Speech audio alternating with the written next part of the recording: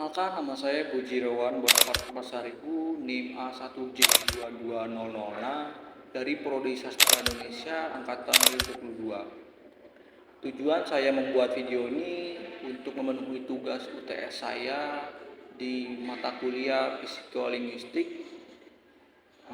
Jadi kita mulai saja dari materi yang ingin saya sampaikan. Yang pertama ialah produksi bahasa yang meliputi proses berbahasa, lalu reseptif bahasa, dan yang kedua ialah 3 tahap produksi bahasa secara lisan yang meliputi konseptualisasi, formulasi, artikulasi. Lalu yang ketiga ialah bagaimana sintaksis mempengaruhi komunikasi secara lisan. Lalu yang terakhir ialah apa hubungan komponen-komponen terhadap produksi bahasa. Jadi materi yang saya akan bahas pertama-tama ialah proses produksi bahasa. Proses produksi bahasa yakni proses yang dimana pembentukan kalimat ini sudah disusun sedemikian rupa, dimana proses pembentukan ini tercipta dari pikiran yang menghasilkan kalimat yang dapat disampaikan dari penutur melalui tuturan kepada mitra tutur. Dalam proses reseptif ini ialah sang mitra tutur harus bisa menafsirkan apa yang diucapkan oleh penutur kepada mitra tutur. Dalam proses produksi bahasa lisan terdiri dari 3 tahap.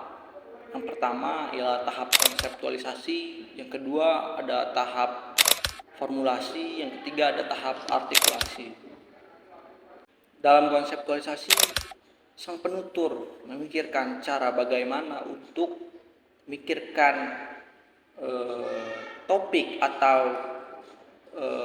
apa yang harus dibahas kepada ranah atau arah yang akan dibicarakan kepada mitra tutur.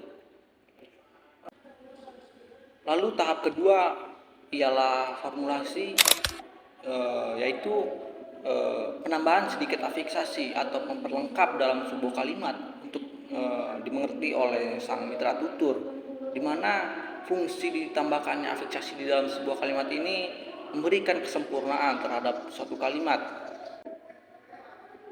Tahap ketiga ialah artikulasi. Artikulasi juga dapat kita artikan sebagai ujaran atau ucapan, di mana ujaran atau ucapan ini sangat berguna dalam suatu tuturan, di mana tuturan ini sangat diperlukan di dalam suatu interaksi, di mana sang penutur harus memberikan artikulasi yang sesuai dengan apa yang dijelaskan. Bagaimana sintaksis mempengaruhi komunikasi secara lisan? Dengan memberikan relevansi pada fokus makna unsur-unsur kalimat.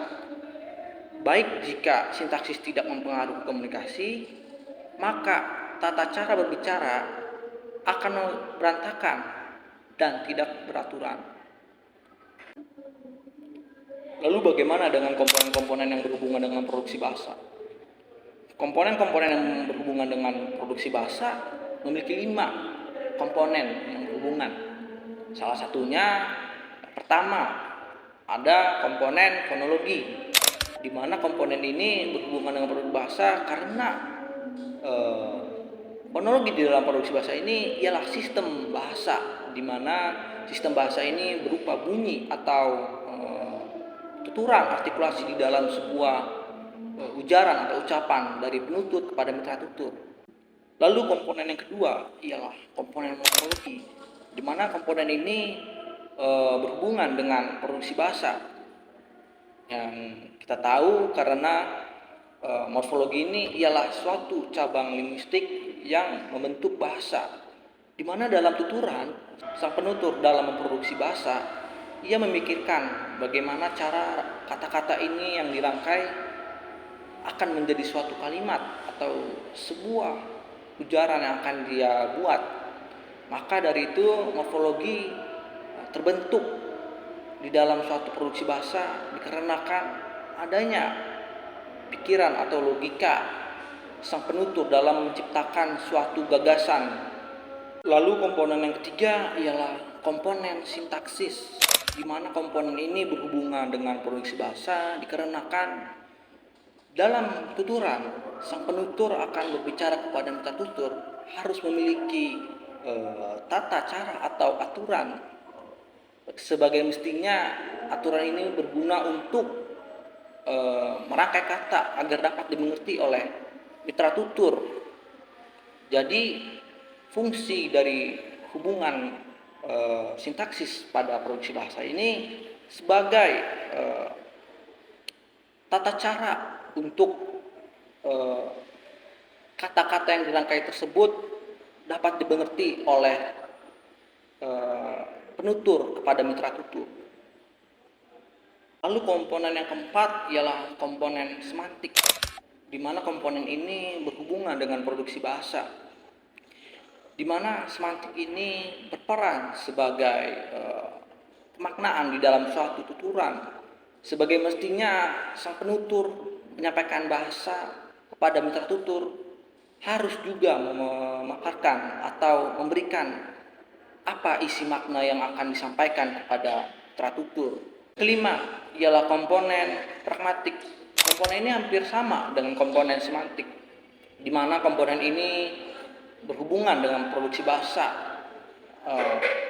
Komponen ini lebih kepada konteks atau arah tujuan yang akan dibicarakan dari penutur kepada mitra tutur, di mana tuturan yang dijelaskan oleh penutur lebih ke menjelaskan konteks apa yang dia bicarakan atau apa pesan yang dibicarakan kepada mitra tutur. Sekian dari materi saya yang saya paparkan. Semoga materi yang dipaparkan oleh saya bermanfaat untuk pendengar atau penonton. Terima kasih.